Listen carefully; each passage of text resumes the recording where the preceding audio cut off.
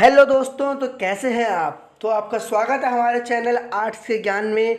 आज हम करने जा रहे हैं क्लास 12 की economics chapter number 2 money and banking. One shot explanation है according to newly CBSE syllabus 2023 and 24। ये आपके बोर्ड एग्जामिनेशन प्लस यूटी दोनों के लिए काम कीजिए। तो चलिए वीडियो में बने रहिए और वीडियो को लाइक करें, शेयर करें और चैनल को सब्सक्राइब करना ना भूलें। चलिए शुरू करते हैं वीडियो को बिना किसी देरी के। तो मनी का मतलब क्या होता है। अगर हम पढ़ रहे हैं मनी एंड बैंकिंग, तो पहला जो मेन कॉन्सेप्ट हमारे सामने आता है वह मनी। तो व्हाट इज़ मनी। तो मनी नॉर्मली क्या होता है, मीडियम ऑफ एक्सचेंज होता है जिससे थ्रू हम चीज़ों को आदान प्रदान कर सकें, ठीक है ना। तो मनी एक ऑब्जेक्ट होता है, जनरली एक्सेप्टेड होता है, medium of exchange, measure of value, store of value and standard of definite payment, ठीक है। अगर हम इसकी ऑफिशियल डेफिनेशन ले आरबीआई के according, reserve bank of India के अकॉर्डिंग, तो होती है money can be defined as a set of liquid financial asset which could impact aggregate economic activity. तो मनी क्या है, एक ऐसा एसिड है, फाइनेंशियल एसिड है जो कि हमारी एग्रीगेट इकोनॉमिक एक्टिविटी पे इम्पैक्ट डालता है, ठीक है। अब अगर हम बात करें मनी से पहले का, तो मनी से पहले था बार्टर सिस्टम। जब हमारे पास मनी नहीं थी, एक एब्सोल्यूट वैल्यू नहीं थी मनी की, तो उस जमाने में हम बोलते थे बार्टर सिस्टम। तो बार्टर सिस्टम देखो क्या था, जिसको हम कम्युनिटी मनी के नाम से जाना था, ठीक है ना। कम्युनिटी मनी भी बोलते हैं बार्टर सिस्टम को। इस सिस्टम के अंदर जो पीपल होते थे वो चेंज करते थे, मतलब एक्सचेंज करने के लिए गुड्स को दूसरे गुड्स के साथ अपनी वॉन्ट्स को सेटिस्फाई करने के लिए, ठीक है। अगर मुझे कोई सामान चाहिए तो उसके बदले में मुझे कोई दूसरा सामान देना पड़ेगा एक दूसरे इंसान को, तब जाके ही मेरे को जो सामान चाहिए वो सामान मेरे को मिल पाएगा। जो बार्टर सिस्टम था वो बहुत सारे लिमिटेशंस को भी सफ़र करता, चलिए उनको पढ़ते हैं। एक बात मैं आपको बता दूँ, बहुत ईजी कॉन्सेप्ट। अगर आपने ये चार चीज़ें याद कर ली ना, तो यही चार चीज़ें आपके फंक्शन ऑफ मनी में भी आ जाएंगे, ठीक है। तो इसके लिए आपको एक बार ढंग से पढ़ना है, बस बात खत्म। दोनों को अलग अलग याद करने की जरूरत नहीं। अगर आपको एक भी ढंग से याद रहता है तो आप दूसरे को ऑटोमेटिक कर सकते हो। अगर लिमिटेशन की बात करें बार्टर सिस्टम पे, तो double constituents of want. Double constituents of want का मतलब क्या होता है, पहले ये समझिए। अगर मेरे को साइकिल चाहिए, आपको आटा चाहिए, तो अगर आपके पास साइकिल है, मेरे पास आटा है, सॉरी मेरे पास चावल है, आपके पास साइकिल है, मेरे को साइकिल चाहिए, तो अब आप क्या करोगे कि भैया मेरे को आटा चाहिए, तो तुम्हें साइकिल चाहिए, मेरे को आटा चाहिए, तो तुम क्या करो कि अब मुझे पहले आटा चाहिए, मैं तुम्हें साइकिल दूंगा, तो मेरे को ये बोल दोगे।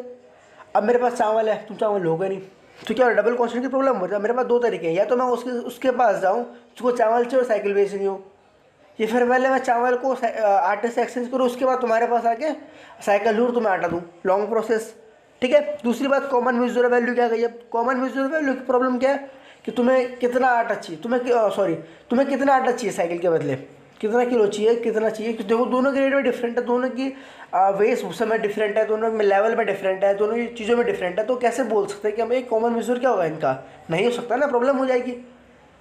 अगर पैसा हो तो हम ये बोलते कि लो भैया मेरे को तुम 4,000 रुपये दे दो, लो ठीक है, फराटा तुम जितना ले लो, 5 किलो, तुम्हारी मर्जी, 10 किलो, 15 किलो, 20 किलो। अगर डिनोमिनेशन हमारे पास सेम नहीं है तो हमें इसकी प्रॉब्लम को फेस करना पड़ सकता है। Problem of storing of value, ठीक है। स्टोरिंग द वैल्यू में अब देखो इसमें क्या होता है कि मैंने आपको आटा दे दिया कहीं ना कहीं से, ठीक है। अब आप क्या करोगे उस आटे को, अब कितना आटा, ये देखो मेन बात ये कि अगर मैंने आपको 4-5 किलो तो जल्दी ख़त्म हो जाएगा, बात ख़त्म है। पर मैंने 50-60 किलो आपको आटा दे दिया हो, मान लो। अब वो आटा आप खाओगे तो नहीं, एक दिन में चावल भी खाओगे, कुछ और भी खाओगे, तो जो आटा है उसे रखोगे कहाँ, कहाँ संभालोगे। पहले जगह चाहिए आपको, जगह आपके पास है, वो जगह हाइजेनिक होनी चाहिए, वो भी आपके पास है। अगर वो चूहे हुए आ गए गलती से, आटा खा गए, ख़राब कर दिया, थैला फाड़ दिया, नीमक लग गया, पानी गिर गया, तो उसकी प्रॉब्लम अलग। क्योंकि नोट पैसों में दिक्कत नहीं है, अगर आपके पास लाखों रुपए, करोड़ रुपए, तो उनको आप बैंक में जमा कर सकते हैं इजीली, वो बैंक के अंदर सेव है, ठीक है। जो नेक्स्ट प्रॉब्लम होती है हमारी स्टेट डेफर्ड पेमेंट। अब देखो इसमें क्या होता है कि जब आपको किसी को सैलरी देनी है, ईएमआई देनी है, तो उसमें क्या होता है कि मंथली पेमेंट होती है, वो ऑटोमेटिकली हर मंथ एक फिक्स्ड अमाउंट कटती रहती है, रेंट होता है। तो वही चीज़ स्टैंडर्ड डेफर्ड पेमेंट में होता है। अगर हमारे पास बार्टर सिस्टम हो तो रेगुलर बेसिस पे पेमेंट करने में प्रॉब्लम को फेस करना पड़ सकता है, बट मनी में ये चीज़ें नहीं होती, मनी में ईजिली ट्रांसफरेबल हो जाता है। नेक्स्ट हमारे पास आ गया फंक्शन ऑफ मनी। तो फंक्शन ऑफ मनी में जैसे आपको बताया था कि प्राइमरी एंड सेकेंडरी फंक्शन होते हैं, दो फंक्शन होते हैं। अब दोनों फंक्शन में क्या है कि ये दो पॉइंट टोटल 4 पॉइंट हम पहले पढ़ चुके हैं as a limitations of barter system, वही 4 अब इसके फंक्शन हो जाएंगे। तो प्राइमरी में क्या है, medium of exchange and common major of value. Medium of exchange मतलब क्या है कि अब डबल कॉन्स्टेंट की जरूरत ही नहीं है। आपको आटा चाहिए तो आप आटा कहीं से भी ले लो, मेरे को साइकिल चाहिए, मैं साइकिल दुकान से ले रहा हूँ, कोई बात नहीं, पर मैं क्या करूँगा, आपके पास दुकान है तो मैंने आपको पैसे दिए, लो भैया 10,000 रुपये पकड़ो, मेरे को साइकिल दे दो, ठीक है। अब आप वो 10,000 से आटा खरीदो, चावल खरीदो, आपकी सरदर्दी, बात खत्म, हमारे बीच इंटरकनेक्शन खत्म, कॉमन म्यूचुअल वैल्यू आ गया। अब इतना डिनोमिनेशन काफ़ी है, कन्फर्म है कि अगर मेरे को साइकिल चाहिए तो मैं साइकिल की अमाउंट पे करूँगा जितनी साइकिल की अमाउंट बनती है, कोई अननेसेसरी दिक्कत नहीं होगी। आप आटे के लिए आटे वाले के पास जाओगे, उतना पैसे में आपको सामान देगा, ठीक है। जो डिनोमिनेशन की प्रॉब्लम, म्यूचुअल की प्रॉब्लम है बार्टर सिस्टम में हो रही थी, वो प्रॉब्लम हमको मनी के अंदर फेस नहीं करनी पड़ती।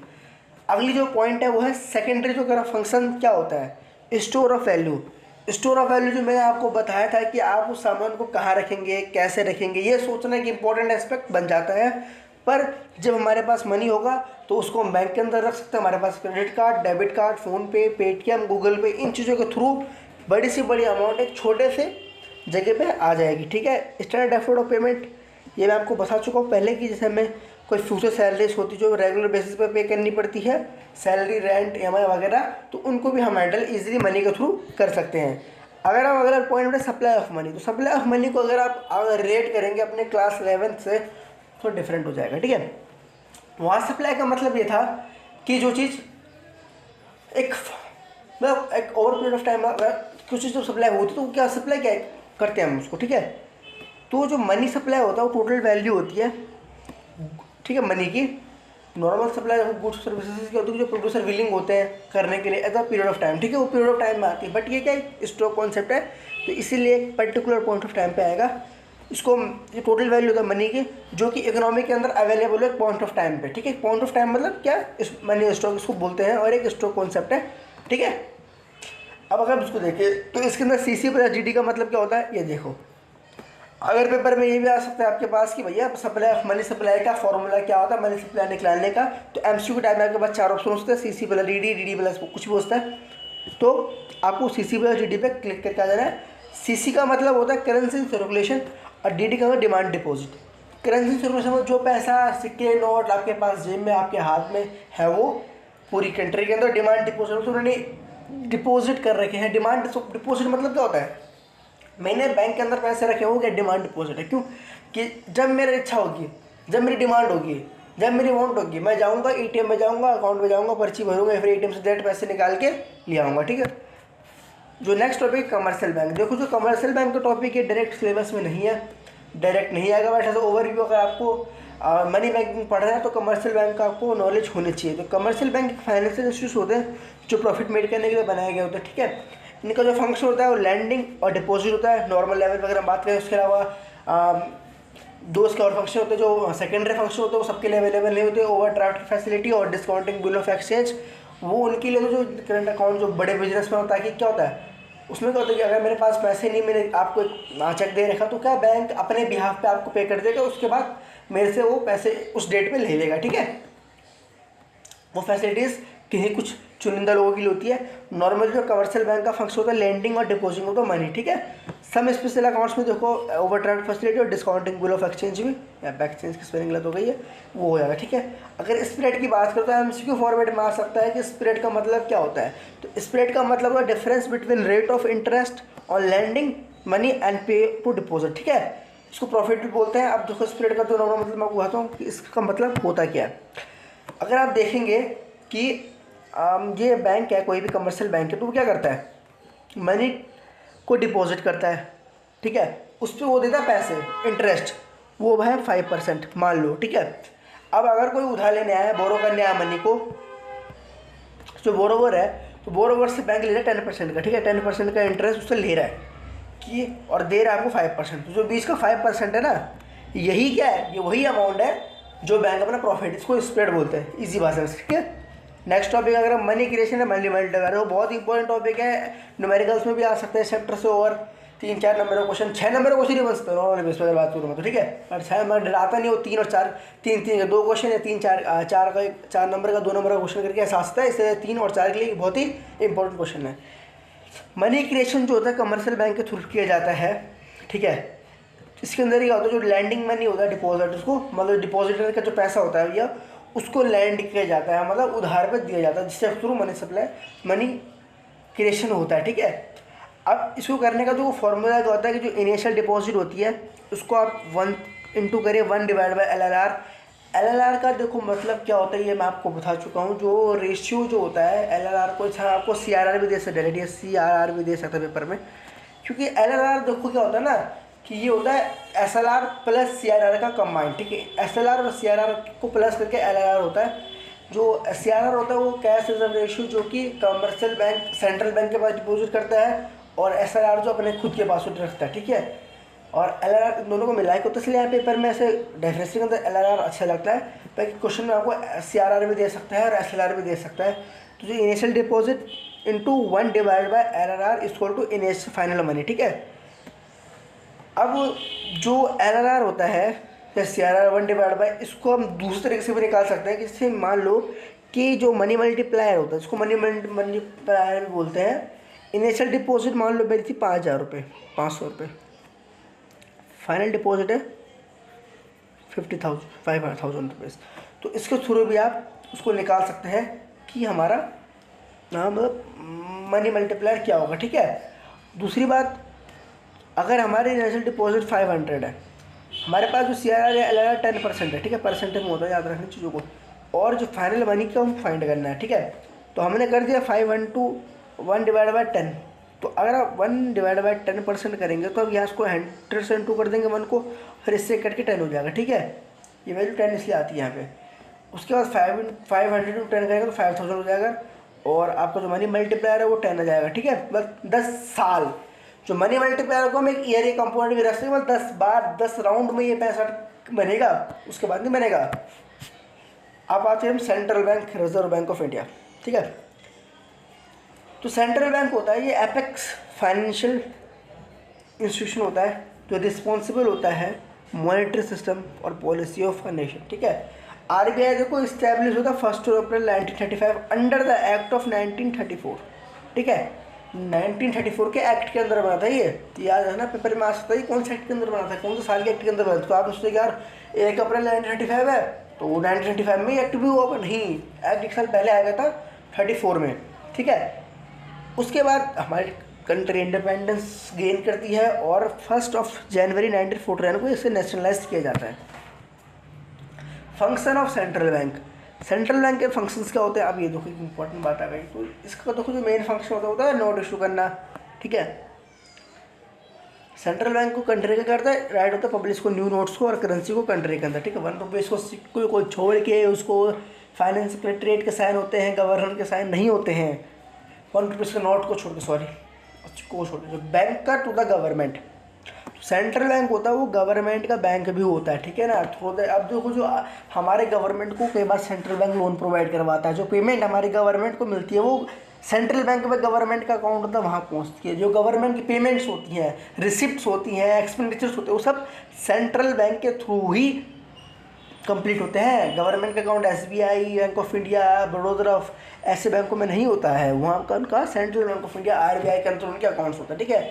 बैंकर्स बैंक के काम भी करती है, मतलब कि जो कमर्शियल बैंक के जो फंक्शंस होते हैं उसको रेगुलेट थ्रू RBI ही करती है। उनको रेगुलेट करना, उनको लिए एडवाइजरी जारी करना, और कई बार जब बैंक कोई डिफ़ॉल्ट फेस करता है तो RBI उसको लोन प्रोवाइड करवा के मदद करवाती है। अगर कोई दो बैंकों के बीच में पेमेंट डन नहीं हो पा रही है, कुछ इशू हो रहा है, तो RBI ही उस इशू को सॉल्व करती है।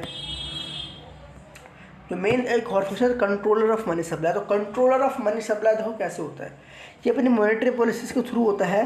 रेपो रेट देखो इसको रिपर्चेस रेट भी बोलते हैं। ये वो रेट होता है जिस रेट पे जो सेंट्रल बैंक है वो कमर्शियल बैंक को लोन प्रोवाइड करता है फॉर शॉर्ट टर्म पीरियड, ठीक है। शॉर्ट टर्म पीरियड मतलब कम समय के लिए सेंट्रल बैंक मतलब RBI हमारे जो कमर्शियल बैंक है उनको लोन प्रोवाइड करवाएगा। अब उस रेट में बैंक रेट मतलब डिस्काउंट रेट, वो रेट जिस रेट में कमर्शियल बैंक सेंट्रल बैंक को लोन प्रोवाइड करेगा for short term period. Short term period का मतलब होता है कि कुछ कम टाइम के लिए।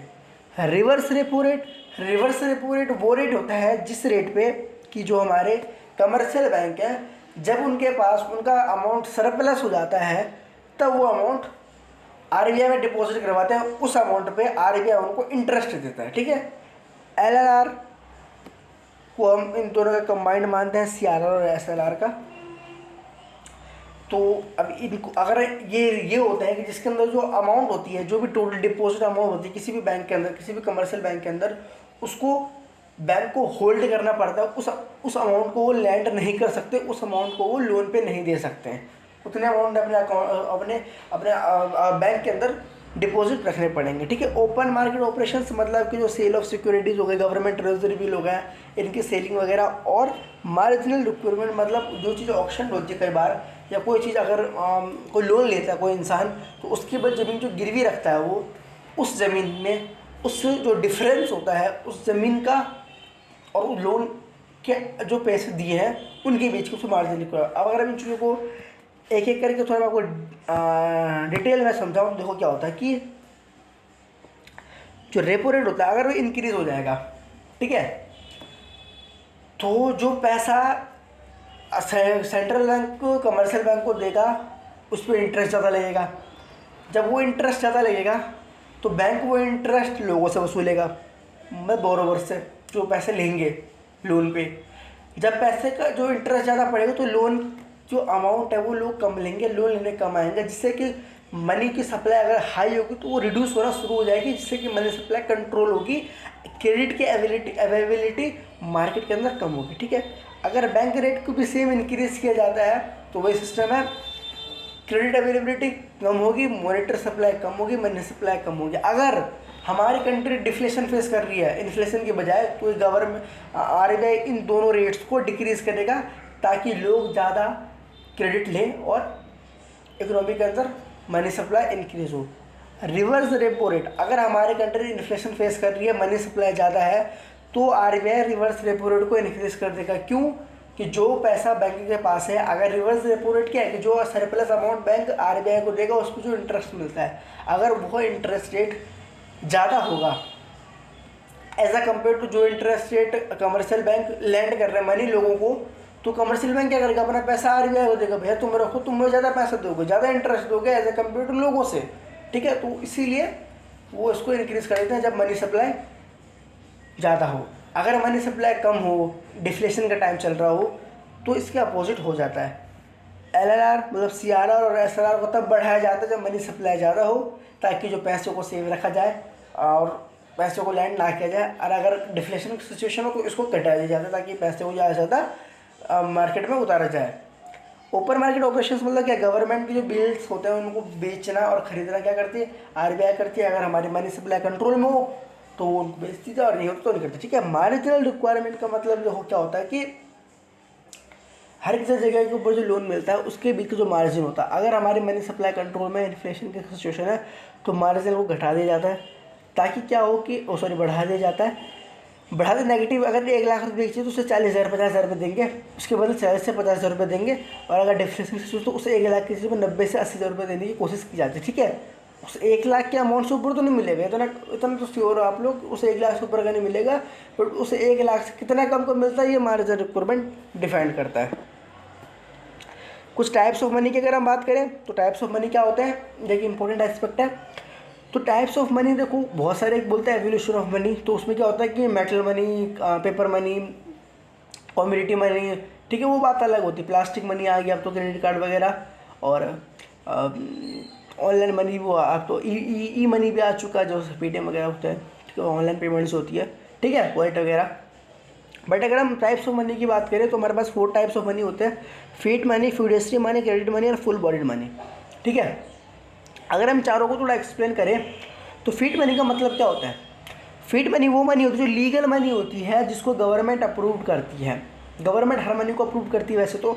अगर हमारे करेंसी के अंदर फिएट मनी कौन सी है, 10 रुपये का नोट, 20 रुपये का नोट, 50 रुपये का नोट, 100 रुपये का नोट, 500 रुपये का नया नोट, 2000 का नोट, 1000 रुपये का नोट हमारी करेंसी में अब फिएट मनी नहीं है। पहले था, 2016 से पहले 1000 रुपये का नोट और पुराने वाले 500 नोट फिएट मनी के अंदर आते थे, 200 नोट भी है अभी।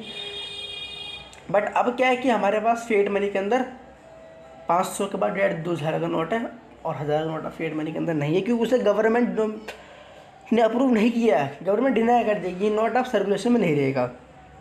फिड्यूशियरी मनी, फिड्यूशियरी मनी होता है जो म्यूचुअल ट्रस्ट पे बेस होगा। चेक चेक क्या होता है, कोई नोट है वो नहीं है ना, कोई सोच पे कोई ठप्पा नहीं लगा गवर्नमेंट का है 100 रुपये, उस पर हम खुद अपने हाथ से लिखते हैं, अपने साइन करते हैं, बैंक की स्टैम्प लगी होती है और तब उसको दूसरा इंसान लेके अपने अकाउंट में डलवा देता है। ठीक है, तो म्यूचुअल ट्रस्ट के बेस पे डिपेंड होता है किसी के खाते में पैसे, तो चेक बाउंस का चार्जेस लगते हैं वो बात अलग है, पर वो एक लीगल मनी कॉन्सेप्ट में नहीं आता है। क्रेडिट मनी होती है वो जिसमें मनी वैल्यू जो होती है वो कम्युनिटी वैल्यू से ज़्यादा होती है, जो कि हमारी नॉर्मल करेंसी में है। हमारे 500 रुपये के नोट को बनने की कीमत कितनी होगी, 500 तो होगी नहीं, उससे कम होती है, 10 रुपये 5 रुपये 20 रुपये, ऐसा 20 रुपये 10 रुपये, इससे ज़्यादा नहीं होती। ठीक है, नोट बनाने की कम्युनिटी, एक नोट बनाने का खर्चा कम होता है इससे। तो उस कागज़ का पैसा अगर 10 रुपया है पर जो हमारा मनी है वो 500 रुपया है, तो क्या ये क्रेडिट मनी के अंदर नहीं है? बिल्कुल है जी। ठीक है, तो हमारे मोस्ट ऑफ या मैक्सिमम जितने भी करेंसीज होती है वो क्रेडिट मनी के अंदर है। फुल वर्ल्ड मनी क्या होती है कि जब हमारी money value equal to community value. अगर मेरे पास एक सिक्का है सोने का, ठीक है, उसमें 500 रुपये लिखा हुआ है और उस सिक्के की वैल्यू भी 500 रुपये है, तो वो फुल वर्ल्ड मनी और कम्युनिटी वैल्यू, इस money value equal to community value, उसको फुल वर्ल्ड मनी भी बोला जाता है।